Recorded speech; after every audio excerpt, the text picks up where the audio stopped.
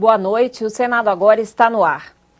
Adolescentes de 16 ou 17 anos que cometem crimes hediondos, como estupro e homicídio qualificado, devem ser punidos com base no Código Penal ou no Estatuto da Criança.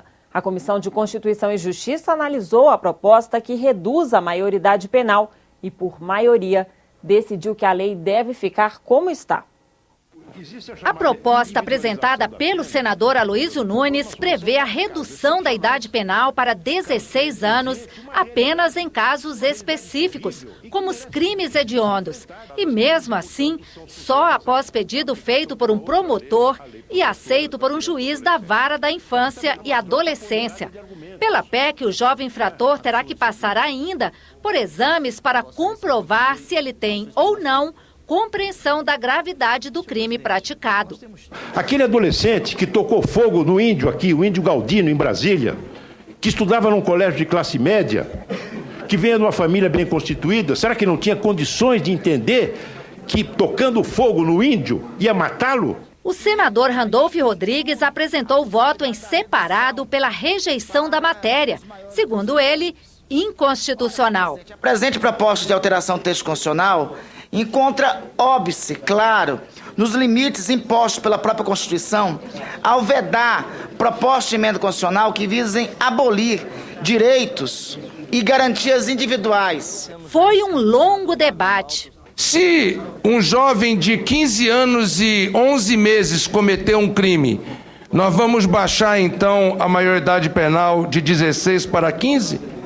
E se um jovem de 12 anos cometer um crime hediondo, nós vamos baixar de 16 para 12? Não se apresenta como razoável que um ser de 16 a 18 anos cometa crimes gravíssimos, como crimes hediondos, e só crimes hediondos, e ele não possa ser responsabilizado. A separação do crime hediondo, desde que definido, de outros tipos de crime, talvez fosse um caminho. Mas eu acho que o rumo que toma essa emenda constitucional não satisfaz a necessidade que temos de encaminhar uma solução. Esse que cometeu um pequeno delito tem que ir para recuperação diferenciada. Agora, o que cometeu 15, 20 crimes, tirou vida, como fica as famílias dessas pessoas que viram os seus entes queridos serem mortos pela 10ª vez e nenhuma punição poder acontecer? A PEC acabou derrubada por 11 votos a 8, mas o senador Aloysio Nunes já anunciou que pretende recorrer para que a matéria seja analisada também em plenário. 2 projetos sobre o programa Bolsa Família esquentaram os debates na Comissão de Assuntos Sociais. O colegiado também analisou projetos de interesse dos trabalhadores do comércio e dos idosos. O primeiro projeto aprovado pela Comissão de Assuntos Sociais altera a política nacional e o Estatuto do Idoso, assegurando na legislação estudos, pesquisas e experiências de cooperação na política de atendimento aos idosos. A comissão também aprovou o projeto que garante aos trabalhadores do comércio comissão sobre as vendas realizadas. Claro que vai prevalecer ali o acordo firmado, o contrato realizado, ou mesmo o acordo, a convenção coletiva. Mas de uma forma ou de outra, a todos será assegurado um percentual sobre as vendas. Mas a unanimidade na Comissão de Assuntos Sociais acabou quando o assunto foram mudanças no programa Bolsa Família. Uma das propostas era incorporar o programa à LOAS, a Lei Orgânica de Assistência Social. O sentido desse nosso projeto é dar segurança, como disse o senador Agripino, dar tranquilidade ao beneficiário do Bolsa Família. A partir da aprovação dessa matéria, repito, o Bolsa Família estará definitivamente incorporado ao arcabouço jurídico nacional. Repito, trazendo tranquilidade e segurança aos milhões de brasileiras que ainda precisam dessa ajuda financeira mensal do Estado. Bolsa Família já tem uma lei específica. Nós já falamos aqui sobre essa legislação. Para alguém extinguir o Bolsa Família, tem que mandar uma proposta para o Congresso Nacional, para que o Congresso Nacional vote e promova a extinção do programa. É um programa que inclui saúde, é um programa que inclui educação, é um programa que inclui renda, formação profissional. Portanto, esse programa não pode ser colocado meramente como um integrante da assistência social. Por 9 votos a 6, a base do governo aprovou o requerimento para que o plenário do Senado decida se o projeto será analisado primeiro pela Comissão de Assuntos Econômicos. A comissão concedeu vista coletiva a um segundo projeto sobre o Bolsa Família. Ele garante a manutenção do benefício por pelo menos 6 meses aos participantes do programa que conseguirem um emprego formal. A matéria pode voltar à pauta na semana que vem.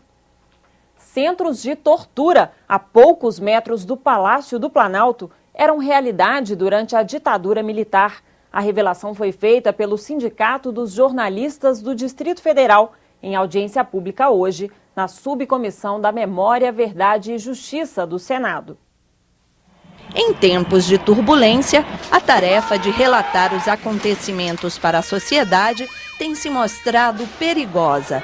Tem sido assim nas recentes manifestações populares e foi assim também na época da ditadura militar no Brasil. Tiraram o capuz e colocaram um esparadrapo, eu fiquei de pé e neste vão muitas pessoas sendo torturadas simultaneamente. Levei um chamado telefone, né? Foi um tapa nos ouvidos que fiquei desacordado um tempo. Levei choque nos testículos, na língua, nas mãos, fui violentamente torturado e ser viciado, inclusive. Houve momentos que eu me entreguei, assim, que eu achei que não ia sair dali, vivo. Já se sabe que torturas como essas aconteceram em todo o país durante a ditadura militar, mas que esses jornalistas tenham sido violados bem no centro do poder, a poucos metros do Palácio do Planalto, isso é novidade. Um relatório elaborado pela Comissão da Verdade do Sindicato dos Jornalistas do Distrito Federal revela fortes indícios de que esses profissionais foram torturados nos ministérios do Exército e da Marinha. Alguns encapuzados reconheceram o local pelas badaladas do sino, mas um deles viu para onde foi levado. Nós fomos cercados por 2 veraneios e ali mesmo fomos retirados do meu carro, colocados na veraneio e levados para o prédio do Ministério do Exército. Isso aí não há dúvida nenhuma. O Sindicato dos Jornalistas apresentou à Comissão da Verdade do Senado um relatório preliminar com os depoimentos de 4 colegas torturados. O objetivo é que as investigações sejam aprofundadas e a verdade revelada. Desmontar uma lenda de que a tortura era uma coisa feita sem o conhecimento das altas autoridades militares, demonstrar na ação que a tortura era uma política de Estado. Nós vamos ampliar, buscar mais informação para então depois promover uma diligência, uma visita a esses locais. O plenário do Senado aprovou hoje a recondução de Jorge Luiz Macedo Bastos para o cargo de diretor-geral da Agência Nacional de Transportes Terrestres, a ANTT. Ele ocupa o cargo há 3 anos. Os senadores também aprovaram 2 empréstimos junto ao Banco Interamericano de Desenvolvimento, o BID. São $200 milhões para o Rio Grande do Sul fortalecer as contas públicas e $60 milhões para o Programa de Inclusão Social do Estado do Paraná. Os líderes dos partidos se reuniram nesta quarta-feira para definir os projetos que devem ter prioridade de votação antes que comece a Copa do Mundo e a campanha eleitoral. Os líderes partidários chegaram com propostas para as votações do semestre. Certamente nós teremos o debate sobre pacto federativo, especialmente essa discussão sobre a mudança do indexador da dívida de estados e municípios. Deveremos receber aqui a proposta do novo marco civil da internet, né? A minha prioridade é a minha PEC. É a PEC da diminuição do gasto público. Mas saíram da reunião de líderes sem uma pauta definida. O que me espantou na reunião de líderes é que o governo não tem prioridade. De acordo com o líder do governo, o executivo tem sim prioridades no Senado. Uma delas que eu posso citar é a PEC do trabalho escravo, que nós queremos votar. Nós também queremos votar a questão do terrorismo. Os projetos de maior interesse do governo estão lá na Câmara dos Deputados, como o Marco Civil da Internet e o Código da Mineração. Enquanto não chegam ao Senado, a pauta aqui continua em negociação com os presidentes das comissões. Nelas estão propostas polêmicas, como a lei antiterrorismo, os projetos que punem o vandalismo nas manifestações e o novo índice de reajuste das dívidas de estados e municípios. Vamos recolher as sugestões, vamos levantar na próxima semana com os presidentes das comissões permanentes as matérias que são prioritárias em cada comissão para que nós tenhamos uma pauta. No plenário, a próxima votação é a da medida provisória 626, marcada para a semana que vem.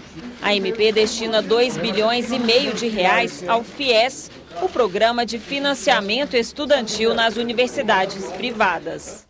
Os presidentes do Senado e da Câmara vão marcar uma nova sessão do Congresso para analisar vetos da Presidência da República a projetos aprovados pelas duas casas. Ontem, os parlamentares se reuniram em sessão conjunta para decidir se mantinham ou derrubavam 4 vetos. O mais polêmico era sobre a criação de municípios. O governo propõe um novo texto no lugar do que foi vetado. A reunião foi encerrada sem que houvesse votação. O programa Inclusão da TV Senado ganhou o prêmio Clara de Assis, edição 2014 da Conferência Nacional dos Bispos do Brasil. O tema do programa, veiculado em março do ano passado, foi Populações Vulneráveis. O Inclusão mostrou a pobreza extrema em plena capital do país.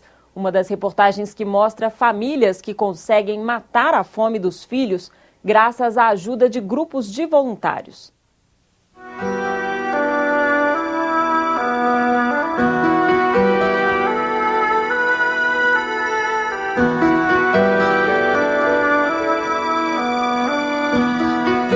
Abastecida com panelas cheias de comida, esta Kombi faz diariamente o mesmo percurso até chegar nesta invasão para alimentar várias famílias. Hoje ninguém vai dormir com fome. Além de não ter o que comer, os 4 filhos de Ana não têm o que vestir e calçar. E ela está grávida do 5º filho. No barraco onde moram não tem nem água. Porque é difícil água. E a carroça do meu marido quebrou os arreios. A miséria absoluta torna esses cidadãos seres invisíveis. Como é que o senhor se sente trazendo um alimento que vai matar a fome de tantas crianças e tantas famílias que estão aqui abandonadas? Quando a gente traz um prato de alimento que eles recebem, essa é a grande felicidade, a grande alegria nossa. Nós estamos fazendo exatamente aquilo que Jesus nos pediu. Eu estava com fome e me deste de comer, eu estava com sede e me deste de beber. Esse é o grande objetivo do trabalho da Casa da Sopa há mais de 40 anos aqui em Brasília. A Casa da Sopa do Itapuã recebe doações que ajudam a servir até 400 refeições por dia. Eles dão alimentos também, a gente recebe de lá óleo, arroz, feijão e tal. E o resto a gente busca com os amigos, né? E com grupos, outros grupos.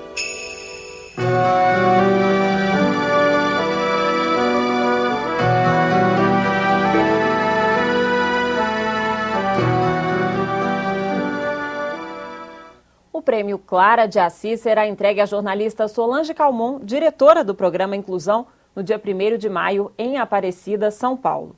A cerimônia será durante a Assembleia Nacional dos Bispos do Brasil.